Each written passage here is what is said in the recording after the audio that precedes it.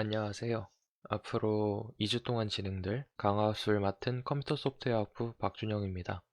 강화학습은 지금까지 다뤘던 분야와는 상당히 다른 분야인데요. 오늘은 강화학습의 기본 개념들을 알아보고 강화학습을 이용해서 간단한 게임을 하는 에이전트를 만들어 보겠습니다. 우선 강화학습의 정의부터 살펴볼게요. 강화학습은 어떤 환경 안에서 정의된 에이전트가 현재의 상태를 인식해서 선택 가능한 행동 중에 보상을 최대화하는 행동 혹은 행동 순서를 선택하는 방법이에요. 지금까지 우리가 살펴본 컴퓨터 비전이나 NLP의 경우엔 정답이 주어졌었죠. 하지만 강화학습의 경우에는 이 행동이 좋은 건지 혹은 나쁜 건지만 알 수 있고, 이 상황에선 이 행동을 해야 돼 또는 이 행동을 하면 안 돼 등의 정보는 주지 않아요. 즉, 오로지 보상만을 이용해서 학습을 해야 됩니다. 강화학습의 가장 대표적인 예시로는 딥마인드의 바둑 인공지능인 알파고가 있고요. 혹은 스타크래프트 인공지능인 알파스타가 있습니다. 여기 보이는 그림은 강화학습이 어떻게 동작하는지에 대한 전반적인 그림인데요. 우선 강화학습에는 크게 두 가지 요소가 있습니다. 하나는 environment, 환경이고, 그 나머지 하나는 에이전트예요. 환경의 경우에는 에이전트에게 보상과 상태에 대한 관측을 제공을 하는데, 그 관측을 토대로 에이전트는 자기가 어떤 상태에 있는지를 인식을 하고, 그리고 어떤 행동을 하는 게 좋을지를 결정을 합니다. 그럼 에이전트가 한 행동에 따라서 환경은 에이전트한테 보상을 주게 됩니다. 그 보상을 받으면 에이전트는 이 행동이 좋았는지 혹은 나빴는지를 판단해서 다음번에는 만약에 좋았다면 그 행동을 더 하게 될 거고, 만약에 안 좋았다면 그 행동을 안 하는, 이런 방식으로 학습이 되겠죠. 여기 우리가 오늘 해결해야 될 간단한 문제가 나와 있는데요. 프로즌 레이크 버전 제로라는 환경이에요. 보면 4x4의 크기의 맵이 있고, 여기 보시면은 빨간색으로 표시된 장애물이 있고, 그 F로 표시된 이 안전한 길을 따라서 S 시작 지점에서 G 골 지점까지 안전하게 이동하는 게 목표입니다. 이 환경은 여기 골 지점에 도착을 하면은 1회 보상을 주고, 그 이외의 상황인 0의 보상을 받아요. 그리고 각 타임 스텝마다 위쪽, 아래쪽, 왼쪽, 오른쪽으로 이동을 할 수 있고, 맵 밖으로 이동할 수는 없는데 게임 오버는 안 되고, 다만 여기 H 위험한 지점에 빠지면은 게임이 오버됩니다. 강화학습 문제를 풀 때는 여기 나와 있는 MDP를 정의해서 푸는데요. 여기 있는 Markov Decision Process는 상태, 그리고 행동, 상태 변환 확률, 그리고 보상함수, 감가율, 이 5가지 요소를 합쳐놓은 튜플이에요. 이 각각이 무엇인지 아까 살펴봤던 포로즌 레이크에 대비해서 설명할게요. 제일 처음 나와 있는 것은 스테이트인데요. 에이전트가 관찰 가능한 상태의 집합을 스테이트라고 하고, 스테이트의 앞글자인 s를 따서 s라고 표기를 합니다. 그리고 강화학습은 시간에 따라서 행동을 선택하기도 하니까 시간 t에서 어떤 상태인지를 표기하기 위해서는 s에다가 아래 첨자 t를 이용해서 표기를 하고, s equal t 이런 식으로 표기를 합니다. 여기 밑에 보시면은 스테이트와 옵저베이션의 차이라고 되어 있는데, 스테이트는 관측 불가능한 요소까지 포함된, 그러니까 말 그대로 상태의 그 자체예요. 그리고 옵저베이션은 그 상태 자체 중에서 내가 관측 가능한 요소만을 옵저베이션이라고 합니다. 예를 들면은 스타크래프트의 경우엔 해보신 분들은 아시겠지만, 내가 관측하고 있는 화면과 화면 밖에 있는 상황도 존재를 하죠.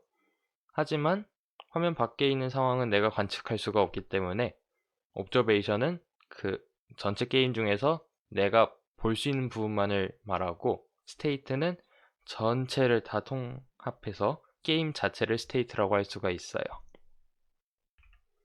그 다음으로 나와 있는 건 액션인데요. 역시 에이전트가 어떤 상태에서 할 수 있는 행동의 집합을 액션이라고 하고, 액션의 앞글자인 A를 따서 A라고 표시를 합니다. 마찬가지로 어떤 시간 t에서 에이전트가 행동 A를 했다고 하는 거는 여기처럼 A 밑에다가 첨자를 적어서 AT equal A라고 표시를 해요.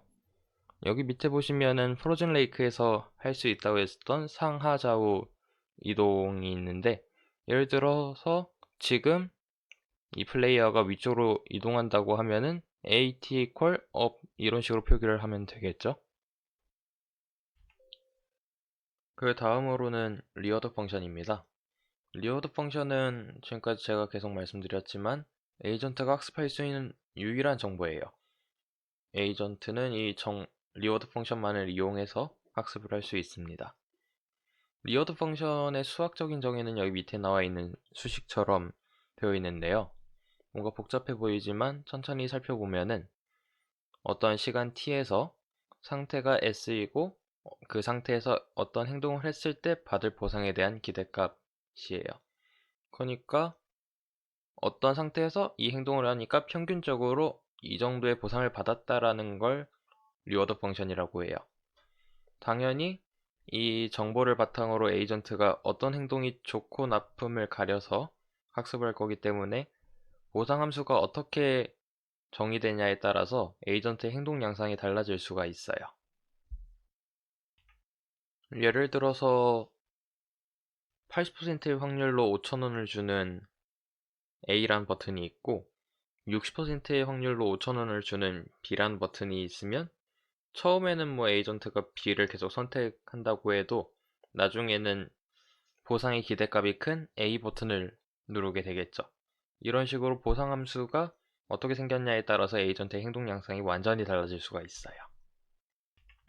그 다음으로 나타난 것은 상태 전이 확률입니다. 상태 변환 확률이라고도 하는데요. 상태 변화에는 확률적인 요인이 들어갈 수 있어요. 이를 수치적으로 표현한 것이 상태 변환 확률, State Transition Probability이고, 쉽게 말하면 각 상태로 변할 확률이에요.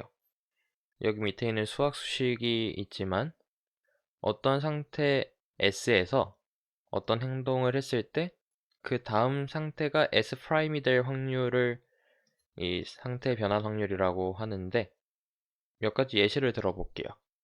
아까 전에 프로즌 레이크에서 벽을 뚫을 수는 없다라고 했잖아요. 그러니까 예를 들어서 내 왼쪽에 벽이 있다. 앞으로 넘어가면은 이 상황에서 내가 왼쪽으로 가고 싶다고 했을 때 왼쪽으로 가면은 상태가 변하지가 않겠죠?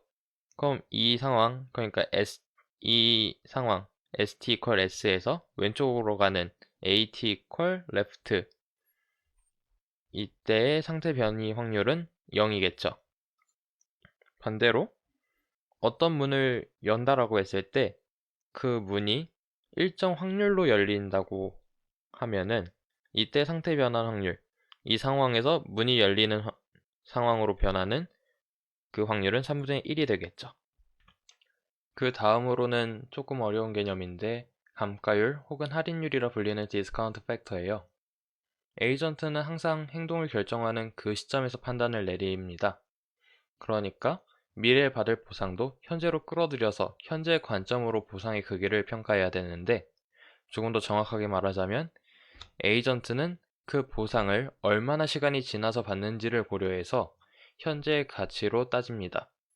그러니까 보상의 크기가 100일 때 이걸 지금 직접 받으면은 100 그대로 받을 수 있겠지만 조금 멀리 떨어진 미래의 시점에서 받는다면은 100보단 조금 더 작은 가치로 평가를 한다는 거죠.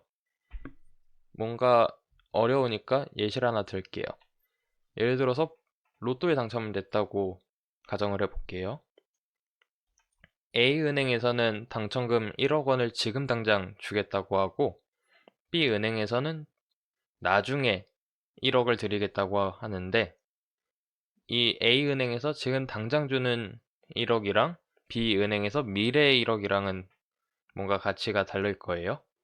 우선 화폐 그때는 현금의 가치도 약간 떨어질 거고 하니까 A은행에서의 1억이랑 B은행에서의 1억은 가치가 같다라고 할 수가 없어요. 그래서 은행은 이자라는 개념을 도입해서 그 미래에 1억의 가치가 떨어진 만큼 보상을 해서 어느 정도 현재 1억과 미래 1억 사이의 차이를 메꿔줍니다. 그러니까 결론적으로 현재 1억보단 미래 1억이 가치가 적다는 거죠. 비슷하게 지금 당장 받는 보상이랑 나중에 받는 보상이랑 숫자 자체는 같더라도 현재 시점에서 현재 보상이 미래 보상보다 크다는 걸 의미를 해요. 수학적으로는 굉장히 간단하게 계산할 수가 있는데요.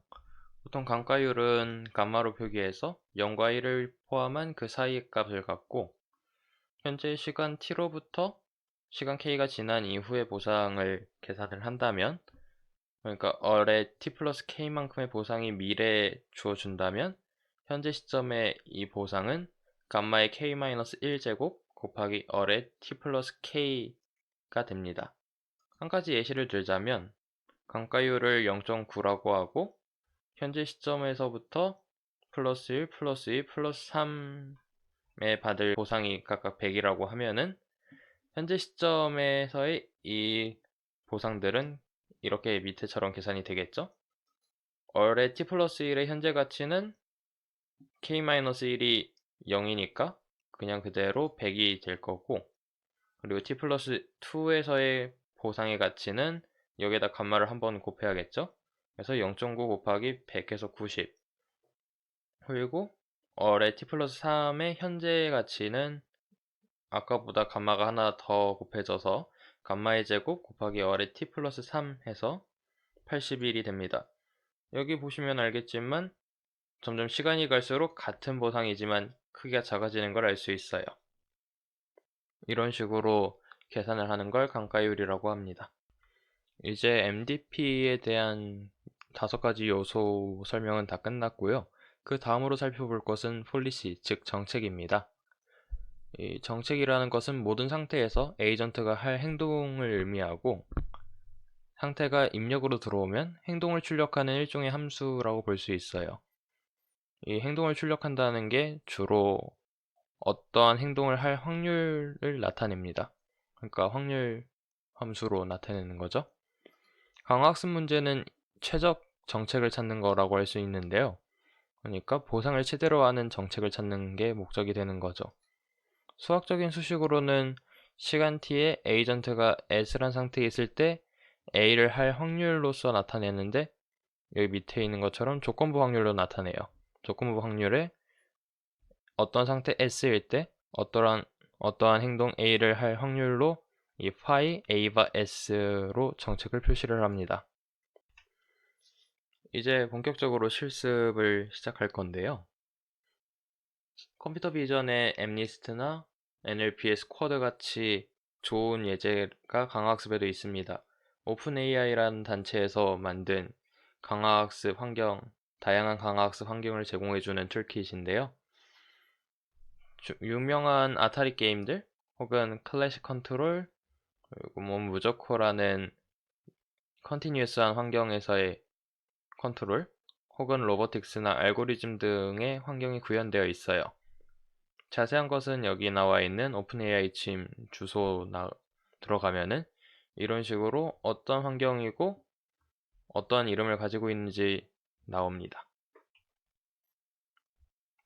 환경은 짐이라는 패키지를 임포트해서 gym.make, 아까 앞에서 봤었던 이러한 이름들을 여기 안에다 넣어가지고서 환경을 만들 수가 있어요. 환경에는 이렇게 중요한 5가지 요소가 있는데요. 하나는 액션 스페이스, 말 그대로 어떤 행동을 할 수 있는, 에이전트가 할 수 있는 행동의 집합을 액션 스페이스에다가 저장을 해놓고 있고, 그리고 환경이 에이전트한테 주는 정보의 집합을 observation space라고 정의가 되어 있습니다. 다음, 열심히 에이전트가 환경이랑 상호작용한 다음에 최초의 환경으로 다시 되돌려서 다시 반복을 하고 싶을 때는 이 리셋이라는 것을 호출을 해줘야 돼요. 그리고 이 스텝이라는 메소드를 호출해서 에이전트가 선택한 행동을 가지고 환경이랑 상호작용을 할 수 있고, 그 다음 필요하다면 렌더라는 메소드를 호출해서 에이전트가 지금 환경이랑 어떻게 상호작용하고 있는지를 볼 수가 있어요. 자세한 것은 이따가 코드를 같이 보면서 살펴볼게요. 아까 봤었던 요소들을 어떻게 돌아가는지 살펴보면은 우선은 무조건 리셋을 먼저 해줘야 돼요. 처음 할 때도 그렇고 상호작용이 끝난 다음에 다시 태초로 돌아갈 때도 리셋을 해줘야 돼요. 그 다음에 끝날 때까지 계속 이 스텝을 반복을 하는 거죠. 자세한 건 이제 소스 코드를 보면서 같이 살펴볼게요. 노트북을 켰으면은 이제 실습 모드에서 열기를 눌러볼게요. 네, 늘 그랬듯이 첫 번째랑 두 번째 블록을 실행하고요.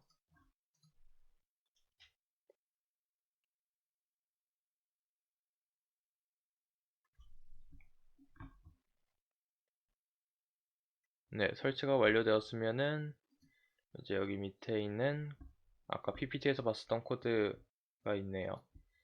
얘는 짐이라는 패키지를 임포트해서 프로즌 레이크 버전 0라는 환경을 만드는 거죠. 실행하고 밑으로 내려와 볼게요. 보면은 환경에 대한 정보를 출력을 하고 렌더라는 메소드로 호출하는 걸 볼 수 있어요.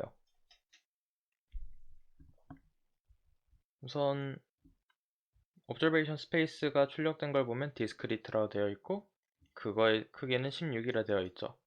이 말은 옵저베이션 스페이스가 디스크리트하고 그리고 그 스페이스의 크기가 16이라는 걸 의미해요. 플레이어가 총 16칸에 있으니까 관측 가능한 스테이트는 총 16개라는 거죠. 그리고 액션 스페이스는 역시 디스크리트라고 되어 있고 그거의 크기는 4라고 되어 있어요. 상하 좌우로 움직일 수 있기 때문에 액션 스페이스가 4인 거죠.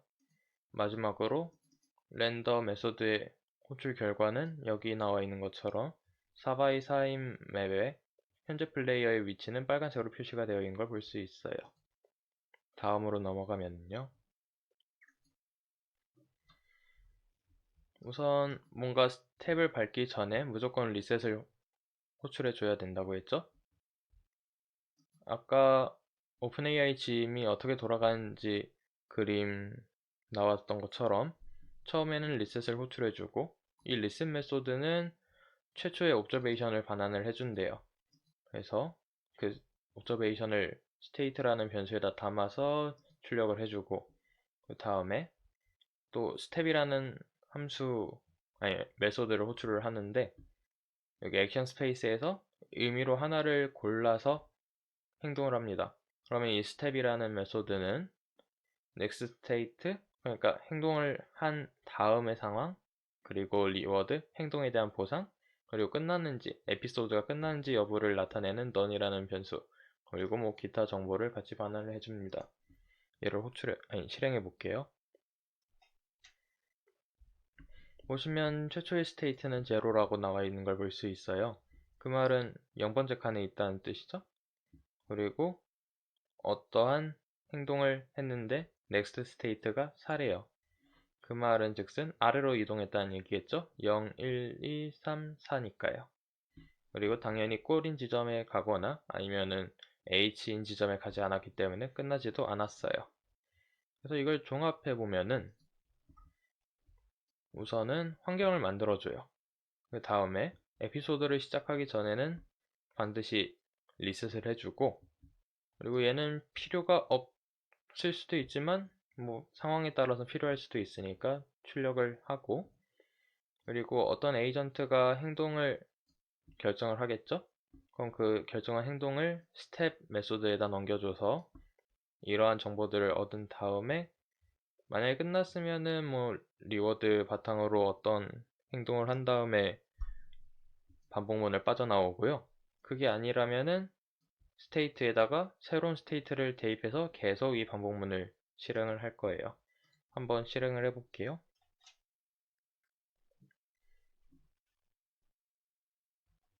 보시면은 여기서부터 시작해가지고 에이전트가, 그러니까 무작위로 행동하는 에이전트가 임의의 행동들을 해가지고 뭔가 활동을 한 그 변화 추이를 볼 수가 있어요. 이런 식으로 오픈AI 짐을 이용해서 강화학습을 하면 됩니다.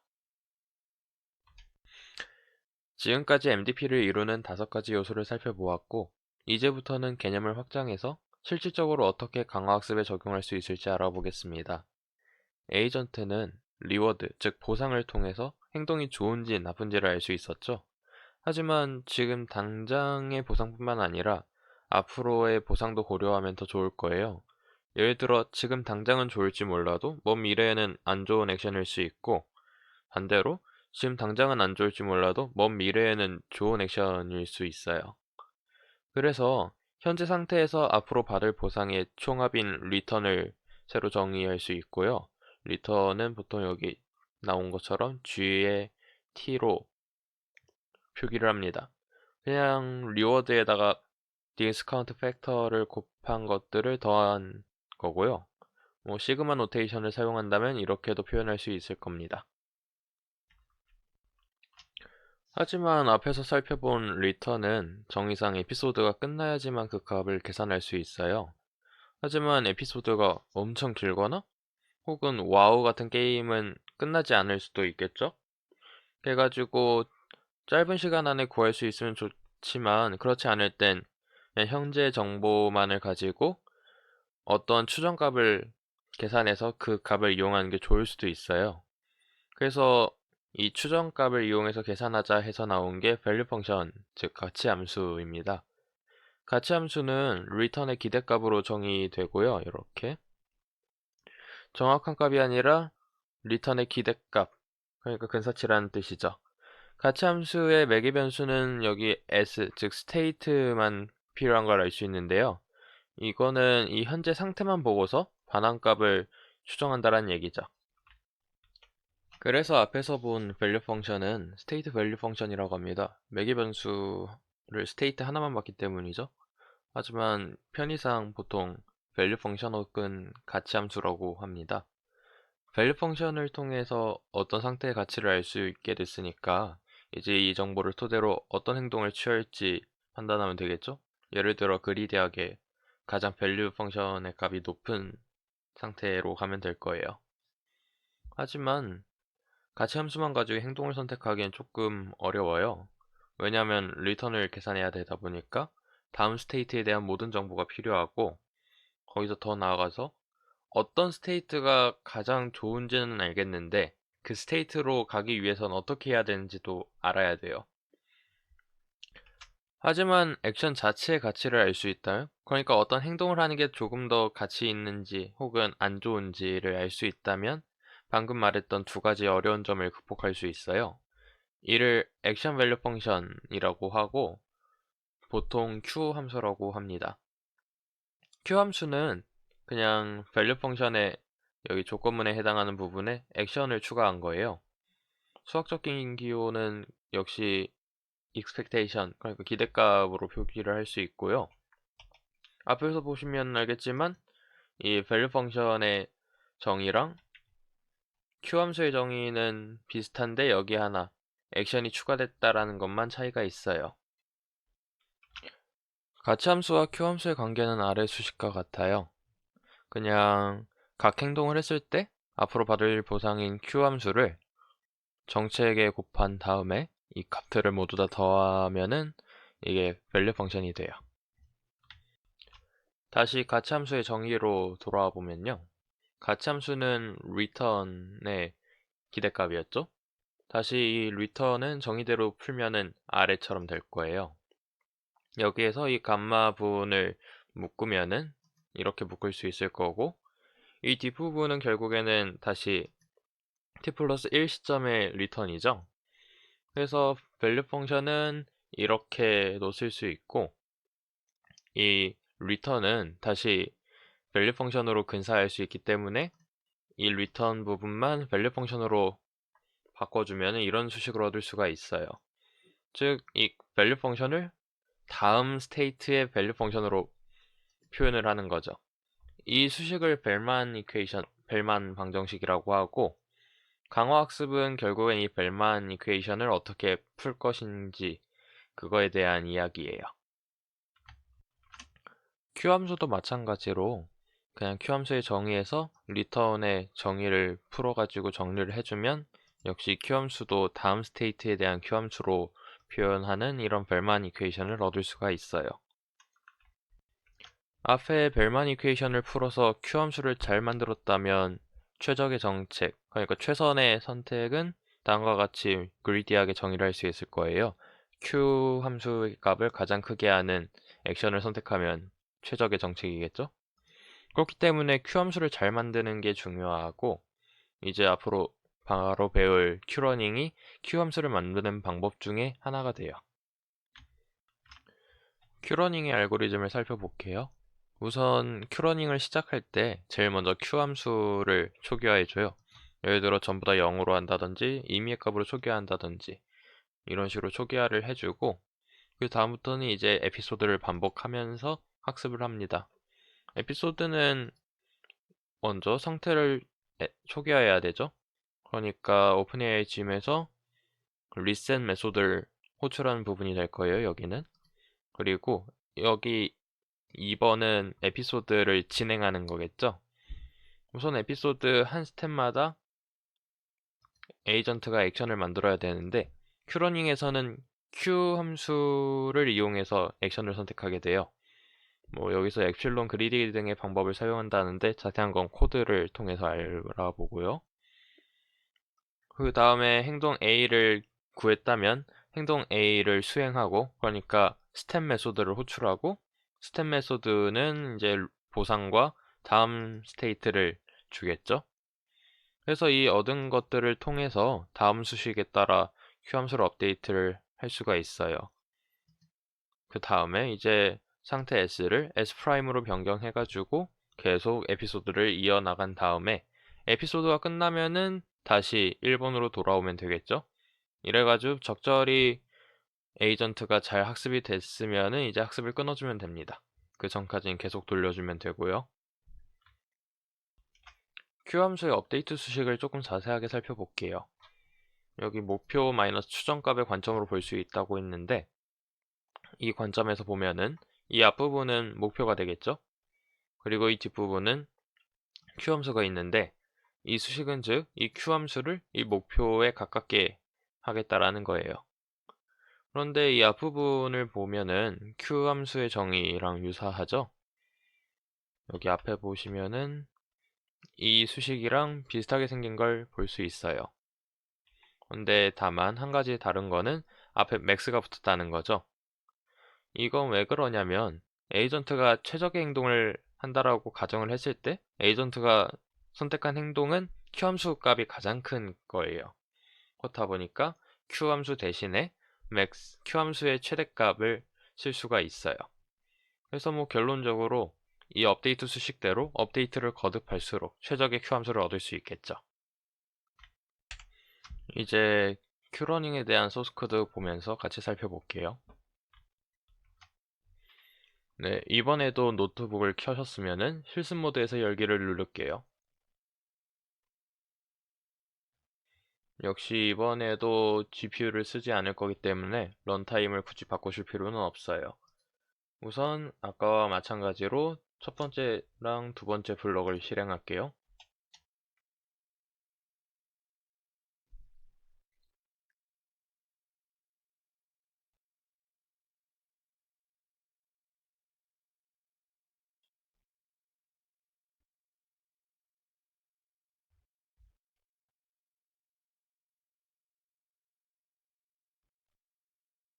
네, 필요한 패키지 설치가 다 끝났으면은 밑으로 내려올게요. 우선 여기에 아까 설명이 없었던 엡실론 그리디에 대한 설명이 나와 있는데요. 엡실론 그리디는 일정한 확률로 임의의 행동을 선택하고 그 외에는 가장 좋은 행동을 선택을 하는 거예요. 이렇게 하는 이유는 가장 좋은 행동만 선택하다 보면은 혹시 다른 알려지지 않은 좋은 행동이 있을 수도 있기 때문에 다른 행동도 탐험하기 위해서 이러한 무작위를 섞어주는 거예요. 그래서 코드를 보면요. 에이전트 클래스를 만드는데 우선 이 러닝 레이트는 여기 앞쪽에 보이는 이 수식에서 알파에 해당되고 감가율은 0.9, 엡실론이라는 거가 이제 엡실론 그리디에 나오는 파라미터인데 역시 여기 밑에 있는 코드를 보면은 일정한 확률로 임의의 행동을 한다. 그러니까 90%는 임의의 행동을 하는 거고 10%만 그리디하게 선택을 하는 거예요. 여기 get 액션 보시면은 아까도 방금 설명드렸지만 엡실론 이하, 그러니까 엡실론만큼의 확률로 랜덤한 행동을 하고 그 외에는 Q 값이 가장 큰 행동을 하게 됩니다. 학습 수식을 보시면은 Q1은 Q 함수를 그대로 가져오고 있고요. Q2는 아까 보셨던 리워드에다가 디스카운트 팩터 곱하고 Q 함수의 최대값이니까 앞부분이 되겠죠. 최종적으로 Q 함수의 업데이트 수식은 알파 곱하기 목표 그리고 Q 함수 이렇게 됩니다. 그래서 여기도 실행을 하고요. 밑으로 내려올게요. 여기서는 이제 gym 패키지를 임포트하고 그리고 이 gym 패키지를 이용해서 프로즌 레이크 버전 제로를 만들어 주는데 여기 뒤에 뭔가 인자가 하나 더 있는데요. 이거는 미끄럼 방지를 켠 거예요. 미끄럼 방지를 켜가지고 조금 더 문제를 쉽게 만든 거예요. 여기 밑에 있는 코드는 이제 아까 만들었던 에이전트 클래스의 인스턴스를 만들어 준 거고요. 여기는 포문을 통해서 3000개의 에피소드를 수행하게 돼요. 에피소드에 시작할 때마다 상태 S를 초기화해주고 그리고 끝날 때까지 계속 에피소드를 돌리는 거죠. 보시면은 여기 있던 그러니까 에피소드가 끝났다. 예를 들어서 골 지점에 도착해도 끝나고 죽어도 끝나겠죠? 근데 이 환경 자체는 죽었을 때 아무런 반응이 없기 때문에 조금 더 확실하게 에이전트한테 얘는 안 좋은 행동이다라는 걸 알려주기 위해서 음수의 리워드를 줬어요.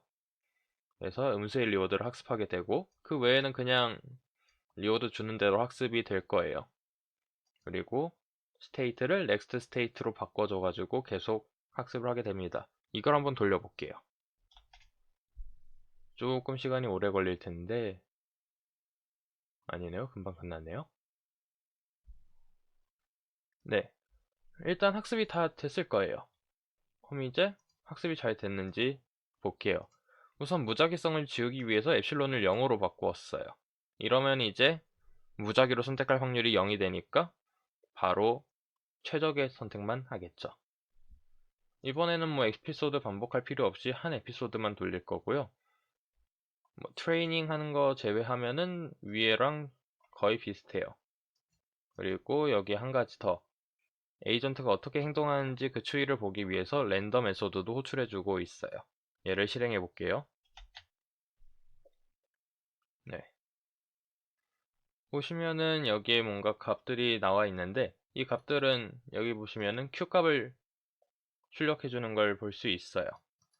그래서 일단은 이거 빨간색이 에이전트였죠. 빨간색이 움직이는 추이를 보니까 결국엔 꼬린 지점에 간 걸 볼 수 있어요.